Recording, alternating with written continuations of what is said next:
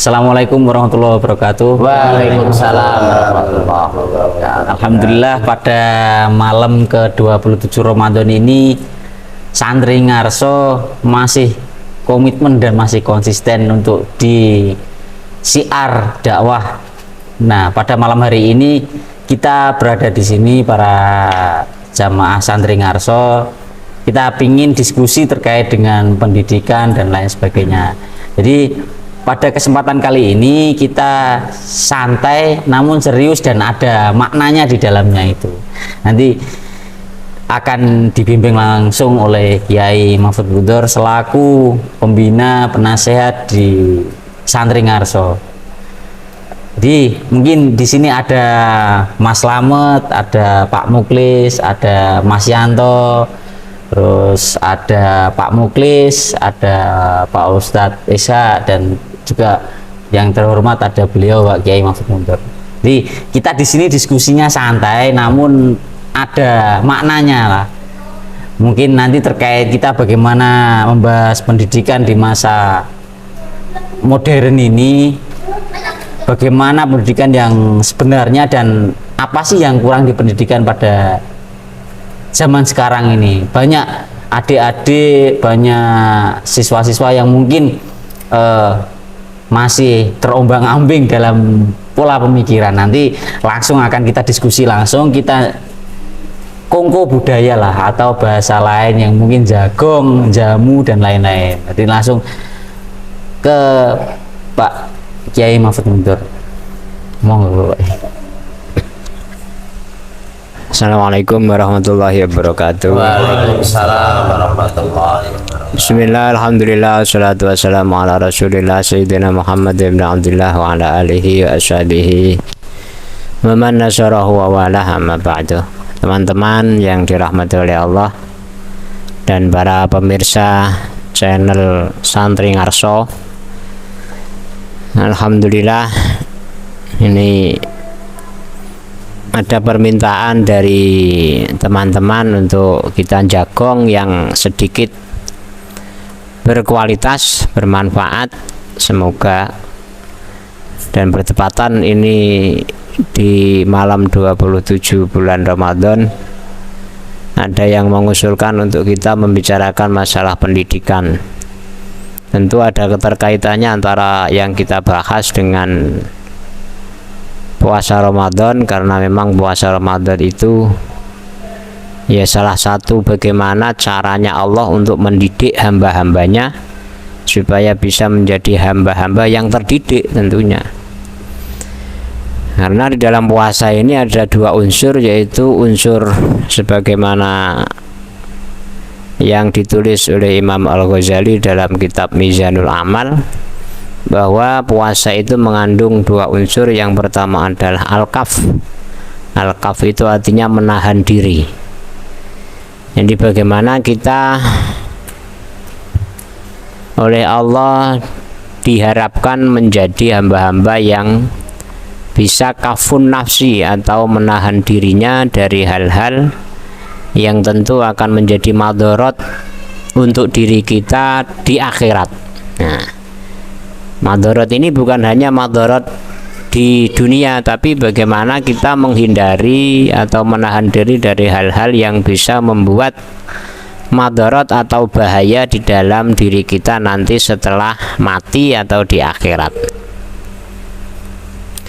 Maka puasa ini tentu merupakan salah satu hal atau ibadah yang makna pendidikannya kental banget. Karena apa? Ya karena memang langsung secara amal ibadah, puasa ini kan tidak ada yang tahu antara kita dengan Allah. Seperti Mas Yanto ini kalau nggak bersama kita bisa jadi ya sudah minum dia. Dan kita juga nggak tahu, karena memang selama ini juga begitu adatnya. Nah, tapi kalau di depan kita ya seakan-akan bibirnya kering, kayak temenanan. ya kayak betulan. Tapi itu bukan Allah sendiri yang tahu. Maka seandainya di dalam pendidikan juga begitu, bagaimana peserta didik itu bisa mempunyai sense, mempunyai satu karakter menahan diri dari hal-hal yang justru bisa membahayakan masa depannya, paling tidak masa depan di dunia itu akan mendapatkan hikmah daripada puasa. Nah, maka yang kedua, puasa itu adalah salah satu upaya untuk kita melawan atau aktifnya itu adalah melawan musuh kita. Pertama, musuh kita adalah hawa nafsu kita, yang kedua adalah setan. Sehingga apa? Karena setan itu, kata Rasulullah, inna syaitana yajri min ibni adam majrad dam fadayyiqu majari syaitan bilju. Mengapa puasa mengandung perlawanan terhadap setan? Karena setan ini masuk ke dalam jasad kita, ke dalam diri kita itu majrad dam, melalui tempat mengalirnya darah, sehingga dengan puasa itu akan menyempitkan fadayiku majari setan, atau tempat mengalirnya setan ke dalam diri kita. Kita diperintahkan oleh Rasulullah untuk menyempitkan majari setan atau tempat-tempat mengalirnya atau masuknya setan dengan cara melaparkan diri. Karena orang kalau lapar itu tentu majeri damnya atau tempat mengalirnya darah itu akan menyempit. Sebab apa? Ya kurang cairan. Nah, itu adalah salah satu upaya bentuk perlawanan kita terhadap setan. Jadi ada bentuk menahan diri, berarti mengontrol nafsu kita sekaligus kita melawan setan. Nah, maka di situ ada nilai pendidikan yang sangat luar biasa yang diperintahkan oleh Allah dalam hikmah kita berpuasa. Dan untuk memulai ini saja mungkin yang untuk mukadimah atau pembukaan pertemuan kita. Untuk selanjutnya kita diskusi bagaimana masalah-masalah kita di dalam puasa, terkhusus yang berkaitan dengan pendidikan. Mari, siapa kira-kira yang mau mengawali? Mas Yanto. Assalamualaikum warahmatullahi wabarakatuh. Waalaikumsalam. Yang saya tanyakan Mbah Yai, masalah kita puasa Ramadan.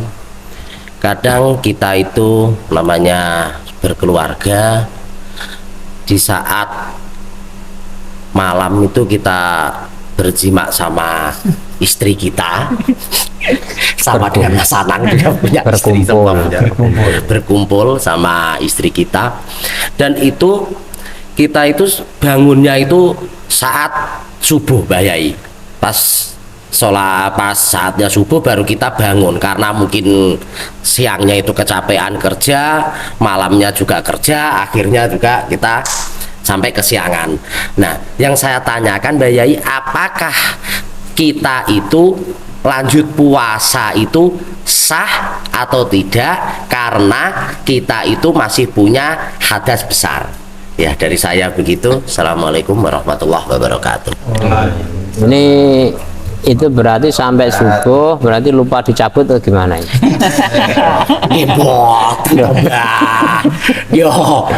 Lu seandainya sampai lupa dicabut bagaimana? Loh, itu kan bisa terjadi karena saking capeknya sampai lupa dicabut terus sampai subuh. Lah itu bagaimana? Kalau itu juga masalah juga itu. Iya, masalah gitu. Tapi kayaknya enggak itu loh. Kan bisa mungkin kalau melihat raimu.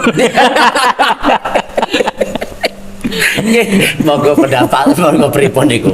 Hukume Mbah Yai. Nah, ya masalah itu memang masalah sering terjadi, bahwa puasa itu kan tidak ada syarat puasa itu harus suci dari hadas kecil atau besar, atau Cuma kita di dalam itu apa hukumnya, pertama nggak apa-apa karena apa? Karena memang di dalam surat Al-Baqarah itu wa kulu washrabu hatta yatabayyana al-khaytul abyadu minal khaytil aswadi minal fajr. Jadi makan dan minumlah sehingga jelas bagimu yatabayyana al-khaytul aswadu, ada benang hitam, minal khaytil abyadi, dari benang putih. Nah, pertama itu dulu begitu ayatnya itu, sehingga banyak orang sahabat itu yang dibuat patokan adalah bahwa benang putih dan benang hitam itu dibuat standar, padahal maksudnya ayat itu bukan itu. Kemudian turun lagi minal fajr, jadi ayat yang paling bagian ayat yang paling singkat turunnya itu ya minal fajr, gitu saja. Jadi ada ayat itu turun hanya minal fajr, gitu aja. Jadi maksudnya itu apa? Maksudnya itu adalah terbitnya fajar sotik, bukan kok kemudian sampean bawa benang putih dan benang hitam gitu, enggak. Tapi itu maksudnya adalah ungkapan dari fajar sotik. Nah, maka dari situ kemudian ijtihad ulama itu kalau batasnya adalah fajar, berarti bisa mungkin kan fajar itu kan tidak ada yang tahu pas-pasnya sudah muncul apa enggak, itu enggak ada yang tahu secara pas karena memang tidak musyahad, tidak bisa dilihat secara kasat mata. Sehingga dari situ kalau ada orang sampai jima kelewat, bisa jadi kan karena antara subuh dengan fajar itu kan sedikit sekali waktu marginnya itu, sehingga hal itu tidak apa-apa. Maka bisa jadi orang yang waktu subuhnya itu masih dalam keadaan mandi masih dalam keadaan junub. Itu jadi hukumnya nggak apa-apa, cuma cara mandinya harus hati-hati, jangan sampai ada air yang masuk. Sebab apa? Di dalam mandi junub itu kan kita harus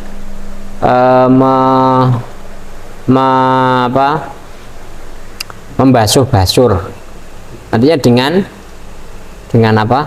Dengan ngeden. Sampean kalau mandi itu ya harus basurnya itu harus dibasuh, karena itu termasuk anggota dohir yang itu mohon maaf yang bol anus itu kan keluar masuk toh. Nah itu ketika mandi itu harus dibasuh, sampean ngeden. Nah supaya apa? Supaya itu terbasuh semua. Nah itu kalau nggak hati-hati kan bisa kemasukan air begitu. Jadi itu saja, jadi nggak apa-apa. Berarti boleh ya, nanti jima sampean nggak masalah. boleh. Cuma kalau sudah waktunya fajar kok baru naik lah, itu yang masalah. Nggak masuk perhitungan. Nggak masuk perhitungan.